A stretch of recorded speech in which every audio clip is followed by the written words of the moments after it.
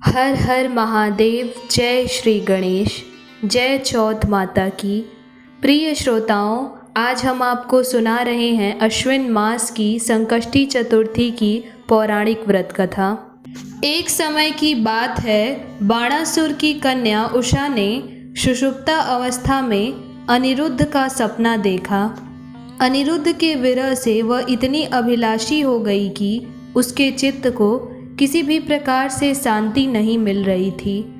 उसने अपनी सखी चित्रलेखा से त्रिभुवन के संपूर्ण प्राणियों के चित्र बनवाए। जब चित्र में अनिरुद्ध को देखा तो उसने कहा कि चित्रलेखा, मैंने इस व्यक्ति को सपने में देखा था। इसी के साथ मेरा पाणी ग्रहण संस्कार भी हुआ था। हे मेरी प्रिय सखी, यह व्यक्ति जहाँ कहीं भी मिल सके उसे खोज कर लाओ, अन्यथा इसके वियोग और प्रेम में मैं अपने प्राणों को त्याग दूंगी। तब अपनी सखी की बात सुनकर चित्रलेखा अनेक स्थानों में खोज करती हुई द्वारिकापुरी में आ पहुंची। चित्रलेखा राक्षसी माया जानती थी। उसने वहां अनिरुद्ध को पहचान करके उसने उसका अपहरण कर लिया और रात्रि में पलंग सहित अनिरुद्ध को उठाकर वह गोधूली वेला में बाणासुर की नगरी में आ पहुंची। इधर प्रद्युम्न को पुत्र शोक के कारण असाध्य रोग से ग्रसित होना पड़ गया। अपने पुत्र प्रद्युम्न एवं पौत्र अनिरुद्ध की घटना से भगवान श्री कृष्ण और उनकी पत्नी देवी रुक्मिणी भी व्याकुल हो उठे। देवी रुक्मिणी पौत्र के दुख से दुखी होकर बिलखने लगीं और बहुत ही दुखी मन से श्री कृष्ण जी से कहने लगी कि हे प्राणनाथ, हमारे प्रिय पौत्र अनिरुद्ध का किसने हरण कर लिया है? कृपा करके जल्द ही इसकी कोई सूचना खोज कर लाइए, अन्यथा मैं यहीं अपने प्राणों का त्याग कर दूंगी। मैं अपने प्रिय पुत्र अनिरुद्ध के बिना जीवित नहीं रह सकती। रुक्मिणी जी की भावपूर्ण बातें सुनकर भगवान श्री कृष्ण ने तुरंत ही सभी सभासदों को उपस्थित करवाया और वहां उन्होंने परम तेजस्वी लोमश ऋषि के दर्शन भी किए।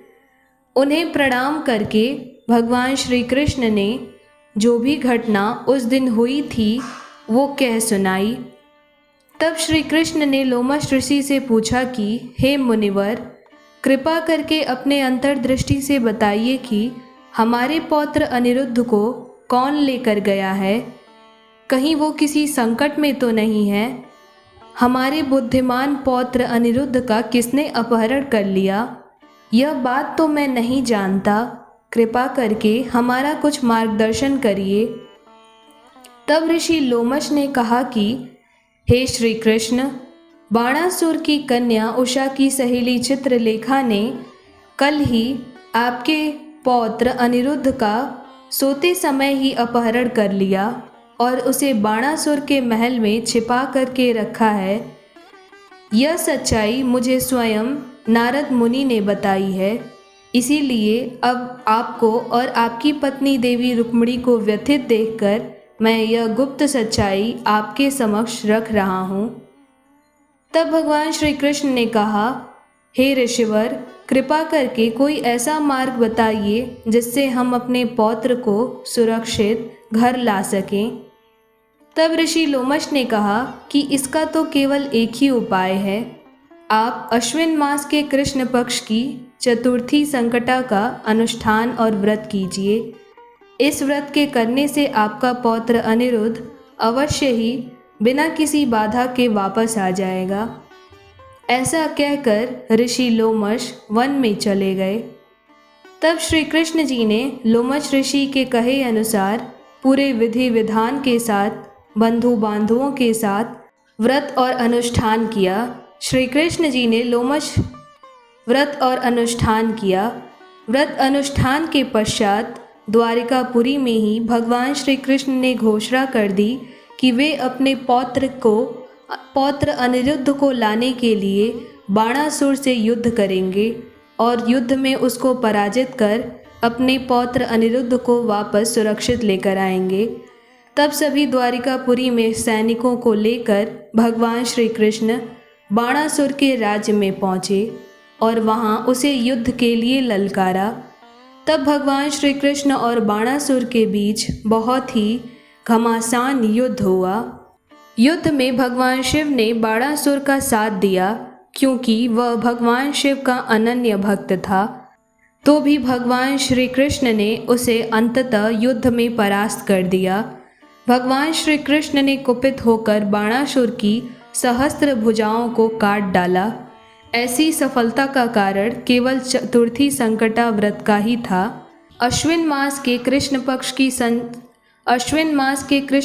की संकष्टी चतुर्थी का विधि पूर्वक व्रत करने और सभी नियमों का पालन करने से भगवान श्री कृष्ण को बाणासुर से विजय प्राप्त हुई और सफलतापूर्वक अपने प्रिय पौत्र अनिरुद्ध को वापस उसके बंधन से छुड़ा कर लाए। भगवान श्री कृष्ण कहते हैं कि संपूर्ण विपत्तियों के विनाश के लिए मनुष्य को इस व्रत को अवश्य करना चाहिए। संकष्टी चतुर्थी व्रत के प्रभाव से शत्रुओं पर विजय प्राप्त करने की शक्ति आती है। इस व्रत की महिमा का वर्णन बड़े बड़े विद्वान जन भी नहीं कर सकते। भगवान श्री कृष्ण युधिष्ठिर से कहते हैं कि हे कुंती पुत्र, मैंने इसका अनुभव स्वयं किया है कि किस प्रकार जब मैंने अश्विन मास के कृष्ण पक्ष की संकष्टी चतुर्थी का विधि विधान से व्रत किया, श्री गणेश जी का पूजन किया, तो मुझे युद्ध में विजय प्राप्त हुई और बिना किसी कष्ट, बिना किसी दुख मेरा प्रिय पौत्र अनिरुद्ध सकुशल वापस लौट आया। इसीलिए ये मैं आपसे सत्य कह रहा हूँ। अश्विन मास के कृष्ण पक्ष की यह संकष्टी चतुर्थी व्रत अनंत फलों को प्रदान करने वाली है। मनुष्य को इस व्रत को करने से सुख समृद्धि भी प्राप्त होती है और उन्हें हर क्षेत्र में सफलता प्राप्त होती है। तो प्रेम से बोलिए विघ्नहर्ता श्री गणेश जी की जय। जय जय श्री गणेश। प्रिय श्रोताओं, आइए अब सुनते हैं चौथ माता की कथा। एक समय की बात है, एक सेठ सेठानी का घर था जिसमें उनके साथ उनका बेटा और बहू भी रहते थे। बहू का रोज़ का नियम था कि वह सबसे पहले सबको भोजन कराती और फिर उसके बाद अंत में खुद खाती थी। उसकी इस आदत को पड़ोस में सभी जानते थे। पड़ोस की एक महिला रोज़ उससे पूछती थी कि बहन, आज तुमने क्या खाया? बहू हर बार यही जवाब देती कि ठंडा बासी। यह सुनकर एक दिन सेठ का बेटा सोच में पड़ गया। उसने तय किया कि घर में स्वादिष्ट पकवान बनवाए जाएंगे और सब साथ में बैठकर खाएंगे। अगले दिन उसने ऐसा ही किया, लेकिन जब उस दिन भी पड़ोसन ने पूछा तो बहू ने वही जवाब दिया, ठंडा बासी। तब बेटे ने अपनी पत्नी से इस बात का कारण पूछा। तब पत्नी ने उत्तर दिया कि हम जो खा रहे हैं वह आपके माता पिता की मेहनत की कमाई है। जब आप अपनी मेहनत से कमाएंगे तभी मैं इसे ताज़ा भोजन मानूंगी। तब पत्नी की इस बात से प्रभावित होकर बेटे ने अपनी माँ से कहा कि वह बड़े शहर जाकर खुद कमाई करेगा। माँ ने कई बार समझाने की कोशिश की कि बेटा, हमारे घर में पर्याप्त धन है, तुम्हें कहीं जाने की आवश्यकता नहीं है। लेकिन लाख समझाने पर भी बेटे ने अपनी बात पर जोर देते हुए कहा कि माँ, जब तक मैं अपनी मेहनत से कमाया धन लेकर न लौटूं, तब तक मैं संतुष्ट नहीं हो सकता। तब माँ को समझा बुझाकर बेटा बाहर जाने के लिए तैयार हो गया। जाते समय उसने अपनी पत्नी से कहा, प्रिय, जब तक मैं वापस न आ जाऊं, चूल्हे की आग बुझने मत देना। कुछ समय बाद घर में चूल्हे की आग बुझ गई। बहू को बहुत चिंता हुई कि यह कोई अशुभ संकेत तो नहीं है। वह आग लेने पड़ोस में गई, जहां पड़ोसन चौथ माता का व्रत कर रही थी। तब बहू ने पूछा, आप यह व्रत क्यों करती हैं? तो पड़ोसन ने बताया कि इस व्रत से धन धान्य और सुख समृद्धि की प्राप्ति होती है और सभी मनोकामनाएं भी पूर्ण होती हैं। इसीलिए मैं चौथ माता का व्रत करती हूँ। तब यह जानकर सेठ की बहू ने भी चौथ माता का व्रत करना शुरू कर दिया। उसने दीवार पर चौथ माता का चित्र बनाया और घी गुड़ का चूरमा बनाकर चंद्रमा को अर्घ्य देकर व्रत पूरा किया। उसने पूरे विश्वास और श्रद्धा के साथ यह व्रत कई महीनों तक किया।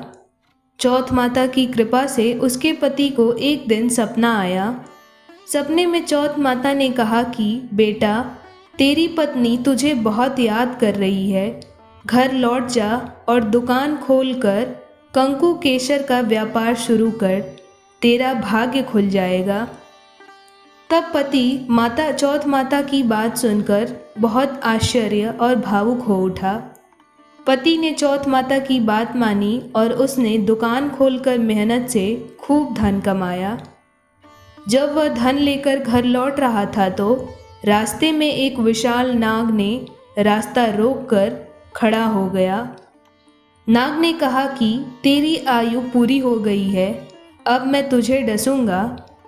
तब पति ने नाग से विनती की कि मुझे एक बार घर जाकर अपनी पत्नी से मिल लेने दो, मैं लौटकर वापस आ जाऊंगा, तब मुझे डस लेना। तब नाग ने वचन लेकर उसे जाने दिया। घर पहुंचकर पति ने अपनी पत्नी को पूरी घटना बताई। तब पत्नी ने उसे सांत्वना देते हुए कहा कि चिंता मत करो, मैं एक उपाय करती हूँ। पत्नी ने 7 चरणों में तैयारी की। पहली जगह रेत डाली, दूसरी पर इत्र रखा, तीसरी पर गुलाल और फूल सजाए, चौथी पर कंकु केसर रखा और 5वीं पर मिठाइयाँ रखीं। छठी जगह पर गद्दा बिछाया और 7वीं जगह दूध का कटोरा रखा। तब आधी रात को उसके घर अचानक नाग आया और एक एक चरण पर रुकता हुआ आखिरकार कमरे तक पहुंच गया। हर चरण पर वह आराम करता और कहता, बहुत मान सम्मान मिला, पर मैं वचन निभाने आया हूँ। जब नाग 7वें चरण पर पहुंचा तो चौथ माता, गणेश जी और चंद्रमा जी ने सेठ के बेटे की रक्षा करने का निश्चय किया। चंद्रमा ने उजाला किया, चौथ माता ढाल बनकर खड़ी हो गईं और गणेश जी ने तलवार से नाग का अंत कर दिया। सुबह जब सबने यह दृश्य देखा तो सब एकदम से हैरान रह गए। मरा हुआ नाग पास में तलवार और ढाल देखकर सबने समझा कि यह कुछ और नहीं, चौथ माता की कृपा का परिणाम है। पति पत्नी ने सबने मिलकर चौथ माता का खूब आभार व्यक्त किया और दोनों सब परिवार प्रसन्नता पूर्वक रहने लगे। हे चौथ माता, हमारी भी यही कामना है कि जिस तरह आपने सेठ की बहू की कामना पूरी की, वैसे ही श्रद्धा के साथ इस व्रत का पालन करने वाले हमारी और सभी व्यक्तियों की मनोकामनाओं की पूर्ति करना और उनकी सदैव रक्षा करना। जय चौथ माता की। प्रिय श्रोताओं, आइए अब आज संकष्टी चतुर्थी व्रत के दिन चौथ माता की स्तुति करते हैं। तो प्रेम से बोलिए, चौथ माता की जय, श्री गणेश भगवान की जय। ओम जय श्री चौथ मैया, बोलो जय श्री चौथ मैया। सच्चे मन से सुमिरे, सच्चे मन से सुमिरे, सब दुख दूर भैया। ओम जय जय श्री चौथ मैया। ऊंचे पर्वत मंदिर शोभा अति भारी, देखत रूप मनोहर, देखत रूप मनोहर, असुरन भयकारी। ओम जय श्री चौथ मैया। ऊंचे पर्वत मंदिर शोभा अति भारी, मैया शोभा अति भारी। देखत रूप मनोहर, देखत रूप मनोहर, असुरन भयकारी। ओम जय श्री चौथ मैया। महासिंगार सुहावन, ऊपर छत्र फिरे मैया, ऊपर छत्र फिरे।